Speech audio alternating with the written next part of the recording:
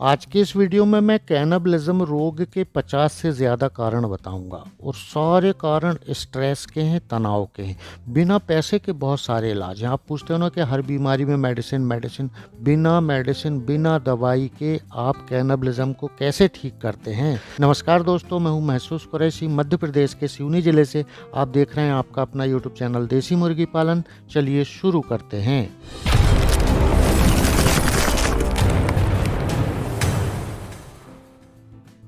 Stress के बहुत सारे कारण जानने से पहले हम जानते हैं कि पक्षी को 3 चीज़ों की आवश्यकता पड़ती है जो मुख्य रूप से हुआ करती हैं। जब हम फार्म का निर्माण करते हैं तो फार्म बनाते समय हम वेंटिलेशन का प्रॉपर ध्यान रखें। उत्तर से दक्षिण 1 इंच गैप वाली जाली लगाएं।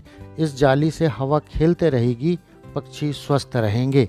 आपका फार्म हो सकता है कि कच्चा हो। कच्चा फार्म भी बहुत खूबसूरत बनाया जा सकता है, जैसा आप स्क्रीन पे देख रहे हैं। यह फार्म कच्चा है, ऊपर मिट्टी के खपरे हैं, ईंट से बना हुआ है, पक्का फर्श है, मगर दोनों तरफ जो जाली का मैंने जिक्र किया उस जाली को लगाया गया है जिससे हवा एक तरफ से आए और दूसरे तरफ से निकल जाए।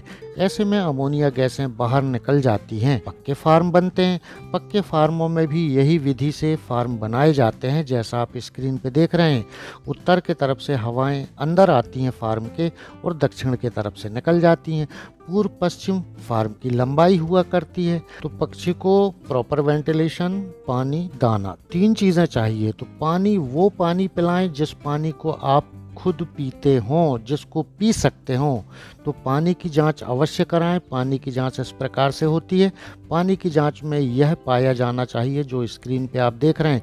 पता चला कि गोबर खाद, यूरिया, डीएपी जहां डल रही है वहां का बोर से पानी आ रहा है, या जहां गटर हैं, नाली हैं, वहाँ से पानी आपके फार्म पे आ रहा है, तो आपको फिर इकोलॉई जैसे रोग देखने को मिलते हैं, जैसा आप स्क्रीन पे देख रहे हैं। तो यहाँ तक हमने ऑक्सीजन की बात की, हवा की बात की और शुद्ध पानी की बात की। अब बात करते हैं फीड के बारे में, उसके बाद जानेंगे कैनबिलिज्म के बारे में। फीड बनाने के लिए मुख्य रूप से 2 मशीनें चाहिए। एक ग्राइंडर स्क्रीन पे आप देख रहे हैं और एक मिक्सर जो सारे इंग्रेडिएंट को मिक्स करता है। सारे इंग्रेडिएंट आपको मार्केट में मिल जाएंगे, बशर्ते कि आप ये देखें कि क्वालिटी की चीज़ होना चाहिए। सबसे बेहतर चीज़ होता है कि अगर क्वालिटी का फीड कब बनेगा, जब उस पर मिलने वाली चीज़ें क्वालिटी की होंगी। सारी चीज़ें क्वालिटी की मिलने के बाद आप अपने घर में फीड बनाएंगे। दुनिया में इससे अच्छा फीड कोई सा नहीं कहलाया जा सकता। और मार्केट में आपको जाना है तो मार्केट से वो फीड लेना है जिस फीड को किसी ने चलाया हो, उसके बेहतर परिणाम हो, अच्छे रिजल्ट आ रहे हों, कम एफसीआर में ज़्यादा वेट पकड़ रहा हो, अंडा उत्पादन ज़्यादा हो रहा हो, तब आप मार्केट के फीड पे जा सकते हैं। तो यहाँ तक हमने 3 चीज़ें कवर की: क्वालिटी का ऑक्सीजन, क्वालिटी का पानी और क्वालिटी का फीड। अब जानते हैं कैनबिलिज्म के मुख्य कारण कौन कौन से हुआ करते हैं। आप इस चार्ट को देखें, सबसे ऊपर लिखा stress in the chicken house, यानी मुर्गी का घर, मुर्गी के फार्म के अंदर कितने प्रकार के पक्षी के शरीर में तनाव हुआ करते हैं। एक एक करके हिंदी में मैं आपको समझा रहा हूँ, वक्त दीजिएगा। तो यहाँ से हम समझते हैं, सबसे ऊपर लिखा है डस्ट। डस्ट यानी धूल से भी पक्षी के शरीर में तनाव होता है। NH3 यानी अमोनिया गैस, इससे भी पक्षी के शरीर में तनाव होता है, क्योंकि पक्षी के बीट से अमोनिया गैस कंटिन्यू निकलते रहती है। H2S यानी हाइड्रोजन सल्फाइड, इसका भी पक्षी के शरीर में तनाव होता है। फिर कोल्ड यानी ज़्यादा ठंड रहती है तो भी तनाव होता है। फफूंद, माइकोटॉक्सिन, इससे भी पक्षी को शरीर में तनाव होता है। पुअर वेंटिलेशन यानी आप देखते हैं कि हवा का बहाव अच्छा नहीं है तो पक्षी के शरीर में तनाव होता है। पैरासाइट यानी जूं, पिस्सू, चिच्चड़ उनको परेशान कर रहे हैं तो पक्षी के शरीर में तनाव होगा। लाउड नॉइज़ यानी बहुत ज़्यादा शोर है तो पक्षी के शरीर में तनाव होगा। बैक्टीरिया, वायरस, प्रोटोजोआ, इनसे भी पक्षी के शरीर में तनाव होता है। अगर आप साफ़ सफाई नहीं रखते हैं तो बैक्टीरिया फार्म पर रहते हैं और सालों साल फार्मिंग करते हैं तो बैक्टीरिया का लोड बढ़ जाता है। ह्यूमिडिटी यानी नमी, आर्द्रता का भी पक्षी के शरीर में तनाव होता है।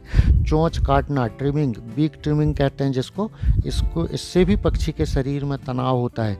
उसके बाद पोषक तत्वों की कमी, उससे भी पक्षी के शरीर में तनाव होता है। डर्टी वाटर यानी ख़राब पानी देते हैं तो भी पक्षी के शरीर में तनाव होता है।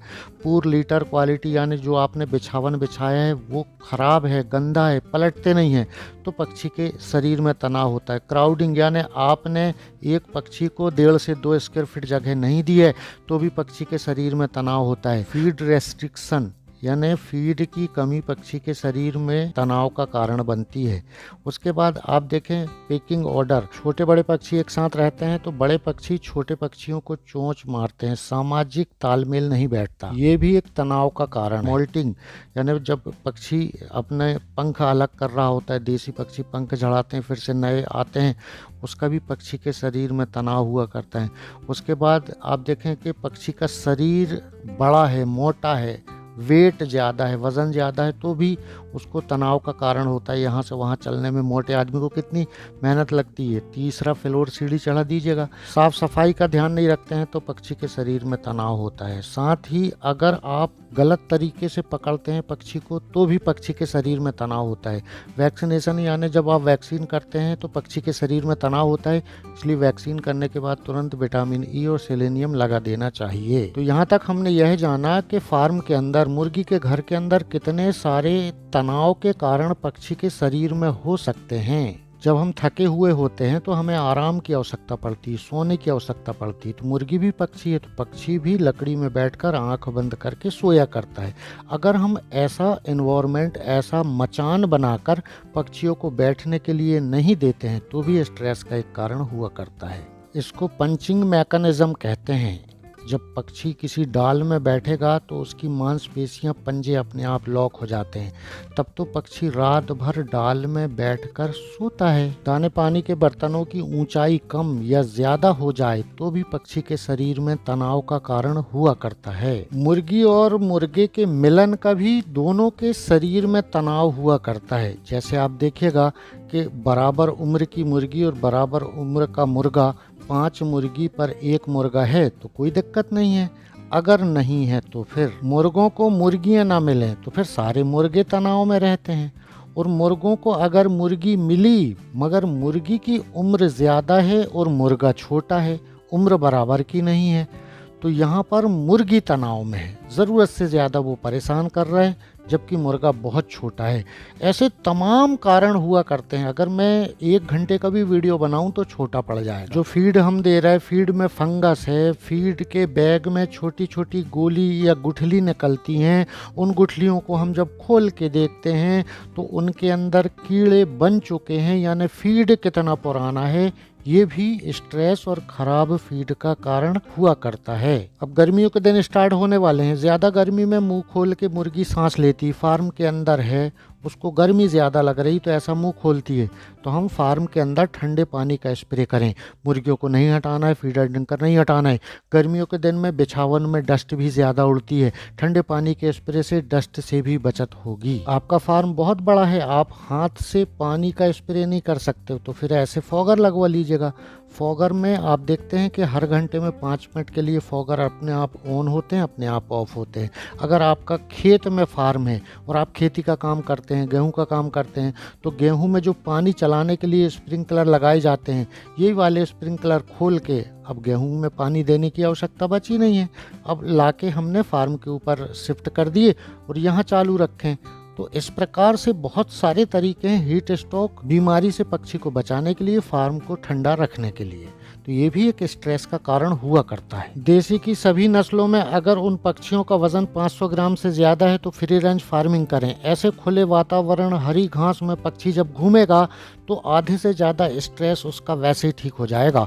तो दोस्तों यह था आज का वीडियो। अगर आप इस चैनल पर नए हैं तो सब्सक्राइब करके बेल आइकन दबाकर ऑल में कर लीजिएगा। मैं इसी तरीके के वीडियो हमेशा बनाते रहता हूँ। अगली मुलाकात फिर किसी नए टॉपिक के साथ बहुत जल्द होगी। तब तक के लिए नमस्कार, आदाब, जय हिंद, जय भारत।